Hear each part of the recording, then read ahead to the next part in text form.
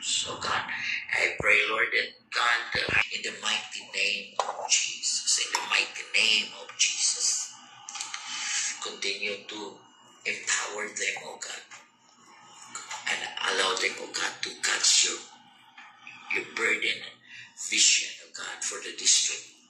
And I pray for the harmony of the Spirit. I pray, Lord, for holiness and righteousness, oh God, in their leadership, for your glory and honor and good ikaw, dalay good ikaw. And God, I pray for our project, Lord, sa music, oh God, sa building, sa ministry, dagan Ginoo.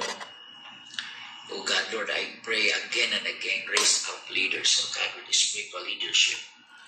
Dagan pa Ginoo, because the work is so vast, the ministry is so vast, oh God, and I pray that we may be ready, oh Lord, in handling the challenges in the ministry, handling the ministry, Lord. I pray, Lord, that you're going to bless them all the more. Those who are have the heart for the work of the ministry and supporting the work of the ministry in the practical side and the spiritual side. Those who are praying for the church, praying for the ministry and supporting the work of the ministry.